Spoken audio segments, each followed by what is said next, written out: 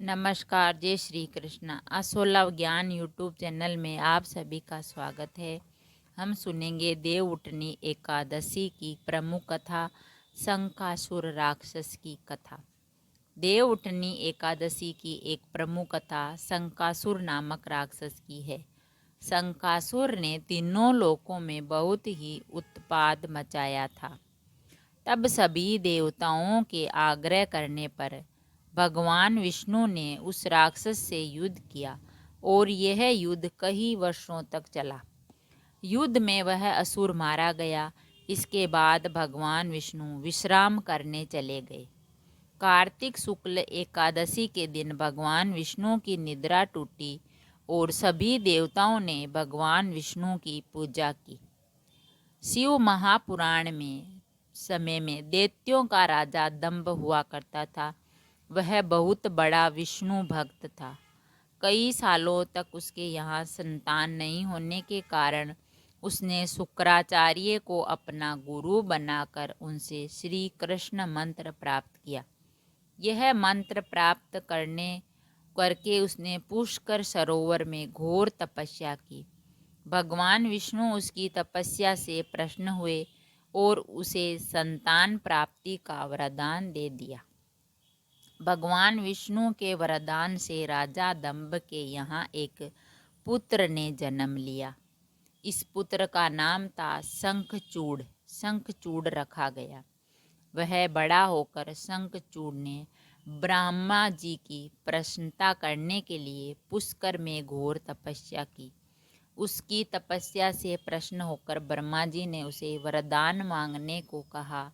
तब शंखचूड़ ने वरदान मांगा कि वह हमेशा अजर अमर रहे, वह कोई भी देवता उसे नहीं मार पाए। ब्रह्मा जी ने उसे यह वरदान दे दिया। कहा कि वह बदरी वन जाकर धर्मध्वज की पुत्री तुलसी जी को तपस्या कर रही है, उससे विवाह कर ले। शंखचूड़ ने वैसा ही किया और तुलसी के साथ विवाह के बाद सुखपूर्वक रहने लगा। उसने अपने बल से देवताओं, असुरों, दानवों और राक्षसों, गंधर्वों, नागों, किन्नरों, मनुष्यों तथा त्रिलोकी के सभी प्राणियों पर विजय प्राप्त कर ली। वह भगवान श्री कृष्ण का परम भक्त था।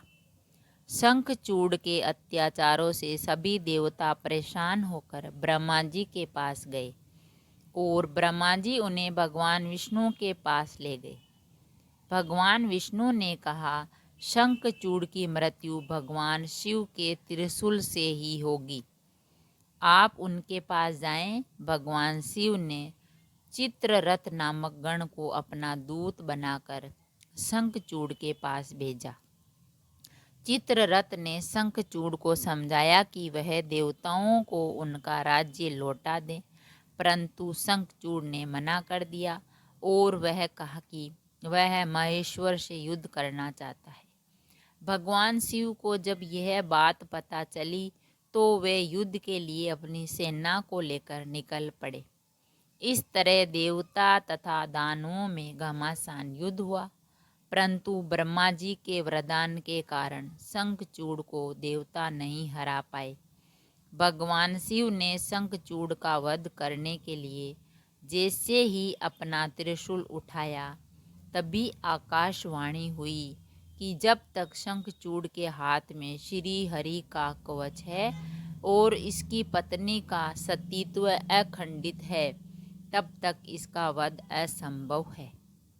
आकाशवाणी सुनकर भगवान विष्णु वृद्ध ब्राह्मण का रूप धारण कर शंखचूड़ के पास गए और उससे श्री हरि कवच दान में मांग लिया। शंखचूड़ ने वह कवच बिना किसी संकोच के दान कर दिया। इसके बाद भगवान विष्णु शंखचूड़ का रूप बनाकर तुलसी के पास गए। शंखचूड़ रूपी भगवान विष्णु ने तुलसी के महल के द्वार पर जाकर अपनी विजय होने की सूचना दी। यह सुनकर तुलसी बहुत प्रसन्न हुई और पति रूप में आए भगवान का पूजन किया, रमण किया। ऐसा करते ही तुलसी का सतीत्व खंडित हो गया और भगवान शिव ने युद्ध में अपने त्रिशूल से शंखचूड़ का वध कर दिया।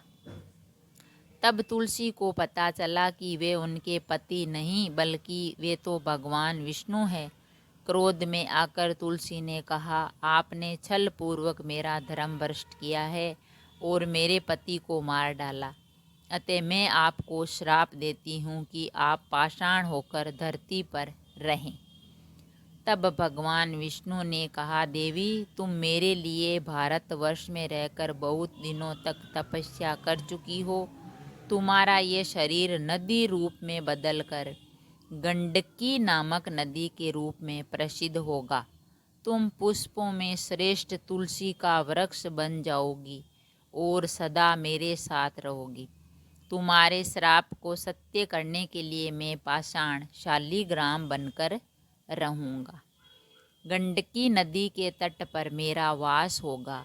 देव प्रबोधनी एकादशी के दिन भगवान शालिग्राम व तुलसी का विवाह संपन्न कर मांगलिक कार्यों का प्रारंभ किया जाता है। इस दिन तुलसी शालिग्राम विवाह करने से अपार पुण्य प्राप्त होता है। तो फ्रेंड्स, हमें इस कहानी से यह शिक्षा मिली कि देवउठनी एकादशी के दिन शंकासुर जो राक्षस है उसका वध हुआ था और शालिग्राम और तुलसी जी का विवाह हुआ था। और तुलसी जी जो जी शंखचूड़ की पत्नी थी, भगवान ने उसे सतीत्व खंडित करके और शंखचूड़ ने जब देवताओं का अपमान किया, उनका राज्य नहीं लौटाया था, तो उन्होंने उसका वध कर दिया। और फिर तुलसी का भी स्थान शालिग्राम के स्थान पर रख दिया। अगर कहानी पसंद आई तो लाइक और शेयर ज़रूर करें। ऐसी ही कहानी और कथा सुनने के लिए चैनल को सब्सक्राइब करें। थैंक यू, धन्यवाद।